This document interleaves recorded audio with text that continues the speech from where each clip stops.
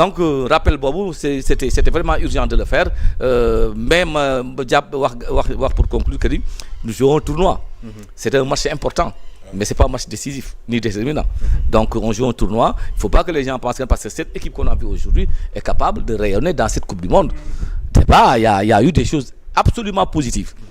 Ah yoo xamante ni donc waaw donc nañu jàpp ni man gëm naa ni suñu équipe bi dana monter en puissance et am na ay bonnes nouvelles. maa ngi ñëwaat ci yow léegi nii donc doyen Konté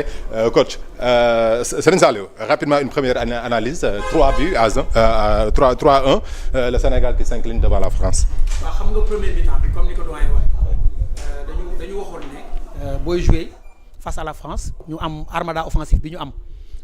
Très fort en profondeur c'est appel en profondeur yi dañ ciy def différence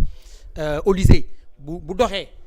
ça peut faire très mal il peut faire très mal à l'adversaire malheureusement en première période ñun réussir nañ loo xam ne moo tax France li ñu bëggoon defuñu ko mooy dañu fexe ba réduire espace yi ba espace amul gis nga diggante ligne attaque bi ak milieu terrain bi ak défense bi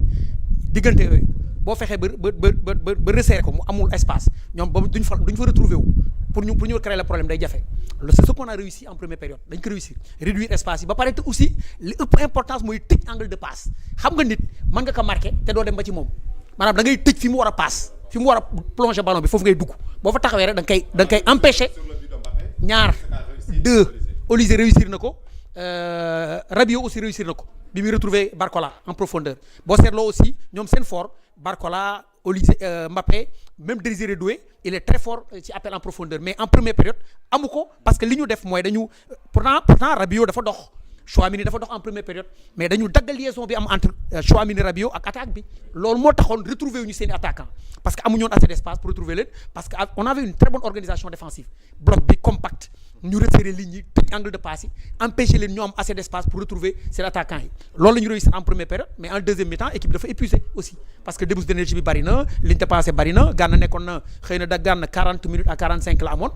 def na ko en première période il a été excellent en première période mais deuxième mi-temps bi vraiment il y avait pas du répondant non li mu joxe bari na Gana te feeñ ci deuxième mi-temps bi même Koulibaly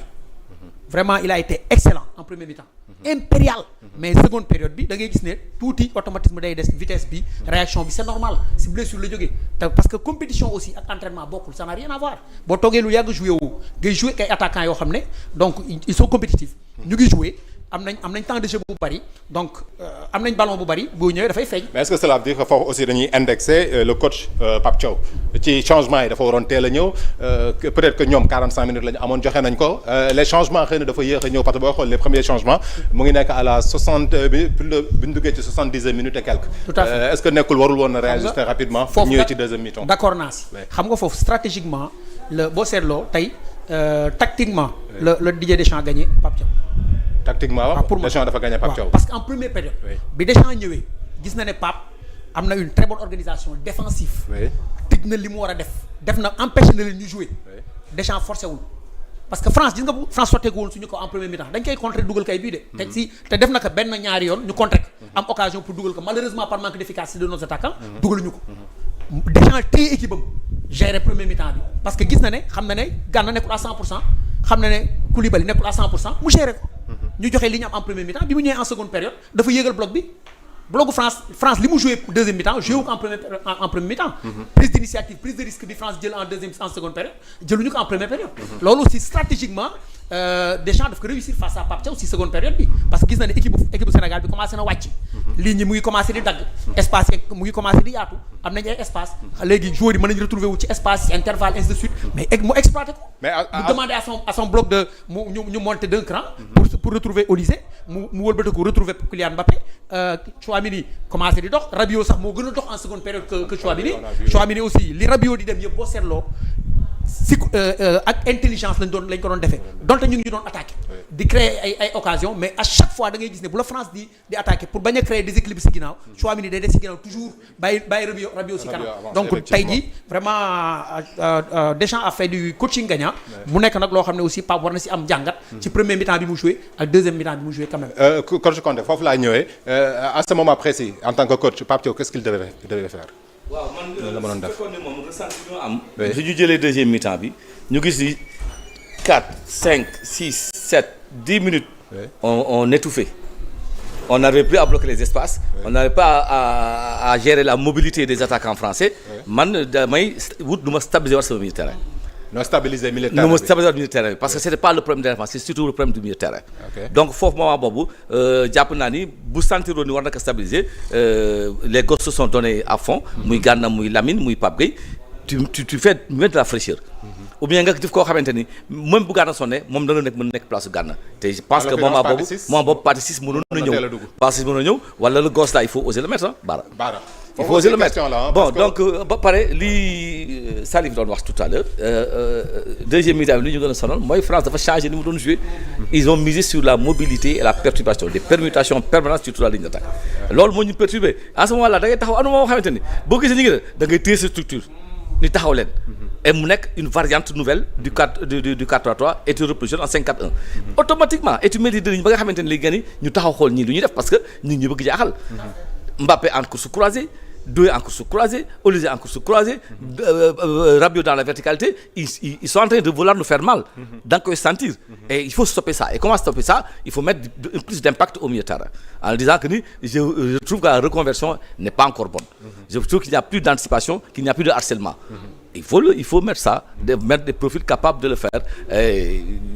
lu ñu ko defoon temps fort boobu dafa yàgg trop ba couper temps fort boobu non seulement les changements dañuy permettre nga casser loolu wax ñoom entre un changement et le cooling break tu as un moment de récupération parce que am nañu reprise bu difficile on a retrouvé li ñu daan am difficulté en temps match yi moom la ñu am début de mi-temps loolu dafa ñu gën a sonnal donc il fallait trouver un moyen de respirer et de faire respirer l'équipe par des changements par du dilatoire parce que dafa dem ci football bi et malheureusement on n'a pas senti et donc il n'y a pas eu de justesse cette fois-ci dans le timing pour mettre le changement. Donc le coaching de Pape Thiaw est interpellé. D'habitude boobu léegi Pape Thiaw depuis qu'il est venu à la tête de cette équipe-là dañuy wax que ni Pape Thiaw il fait confiance à ses cadres mais gis nañ que ni aujourd'hui les jeunes aussi ont bouleversé la hiérarchie. On va prendre l'exemple de Ibrahima Mbaye bi nga xamante ni dugg na en deuxième période il a marqué le but donc ci exploit individuel à chaque fois ñuy wax que ni Pape Thiaw xëy na dafa war a jox chance ces jeunes-là. Ismaël Sarr à la place de Ibrahima Mbaye à la place de Ismaël Sarr Ismaël ñu ngi ko doon xaar ban appréciation déjà ngay def sur sa prestation mais par rapport aussi à ces jeunes yi nga xamante ni wane nañu à chaque fois bu ñu leen joxee chance que ni ils ont quelque chose à prouver. xam nga lecture boobu kenn mënu ko weddi que ni mënoon na am possibilité ñu dugal Ibrahima Mbaye gën ko teel dugal sax pour man. la première mi-temps nag man j'ai beaucoup plus d'indulgence que vous parce que premier mi-temps bi nag bu la si mën dégg Sénégal moo ko moomoon. sur le plan de la dangerosité sur le plan de maîtrise des espaces. Sur le plan de la dynamique structurelle yëpp. jàpp naa ni Sénégal dafa def loo xam Pape Thiaw foofu dañ koy sumil chapeau def na nga xam ne parce que équilibre yooyu ñuy wax xam nga nekkuñu ak moom si entraînement yi. xëy na bu fekkee dafa choisir Ismaïla Sarr lu si bare si les